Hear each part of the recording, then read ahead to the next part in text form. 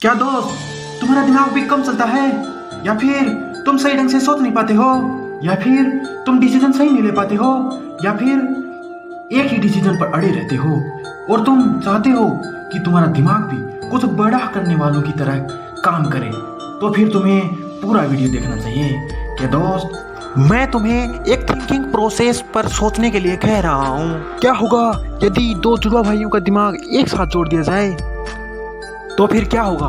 धमाका हो जाएगा ना, क्योंकि दो सोच एक साथ जुड़ जाएंगी और तुम्हें लग रहा होगा कि उस इंसान में कंफ्यूजन ज़्यादा हो जाएगी। लेकिन दोस्त, अगर उन दोनों का माइंड का अगर कंट्रोलर एक बना दिया जाए तो फिर ऐसा नहीं होगा।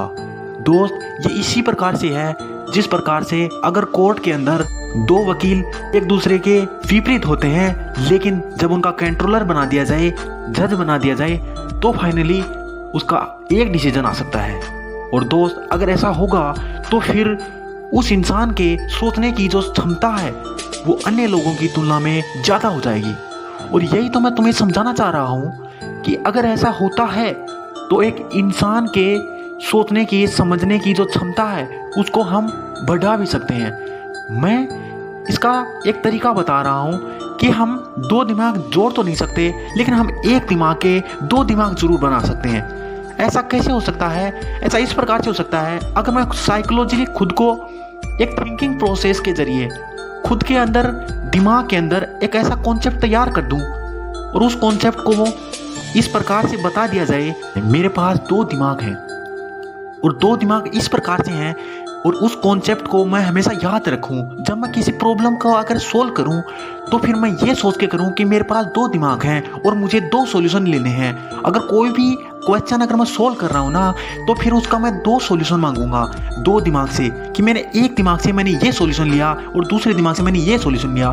दोस्त, ये थोड़ा कठिन होगा क्योंकि तुम्हारा जो दिमाग है वो तुम्हें एक ही सॉल्यूशन देने की कोशिश करेगा, लेकिन तुम्हें दो सॉल्यूशन लेने हैं, क्योंकि तुम्हें ये सोचना है कि तुम अलग तरह से सोचना पड़ेगा, क्योंकि तुम्हें दूसरा दिमाग खुद ने बनाया है। तूने एक ही दिमाग के अंदर दो दिमाग बनाए हैं, और इसका फायदा ये हो जाएगा कि तुम हर फोकस पर या हर जो प्रॉब्लम है उस पर तुम सही ढंग से सोच पाओगे। और यही जो तरीका है वो सबसे बेस्ट है।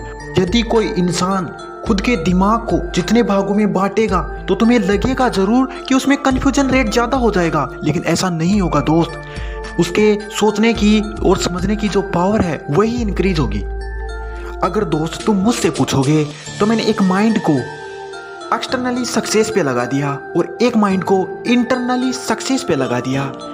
अब क्या होगा कि एक्सटर्नली सक्सेस से साइंस की दुनिया का सॉल्यूशन आ जाएगा और इंटरनली सक्सेस से आध्यात्मिक दुनिया का सॉल्यूशन आ जाएगा।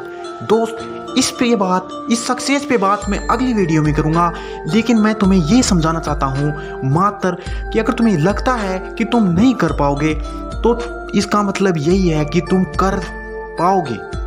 अगर मेरा समझाने का मतलब इतना सा मात्र है कि तुम्हें बस साइकोलॉजी खुद को सोचना है, एक ऐसा कंसेप्ट बनाना है कि मैं दो दिमाग से सोचता हूँ और उन दो से खुद के प्रॉब्लम के दो सॉल्यूशन निकालने की कोशिश करनी है। जैसे तुम किसी प्रॉब्लम को सोल्व करो तो तुम्हें ये सोचना है कि तुम दो दिमाग रखते हो। तो दोस्त, इसके साथ मैं अलविदा कहता हूँ। अगर दोस्त आपने अगर अभी तक चैनल सब्सक्राइब नहीं किया ना, तो ये बात अच्छी बात नहीं है, और अपने दोस्तों को शेयर ज़रूर करना।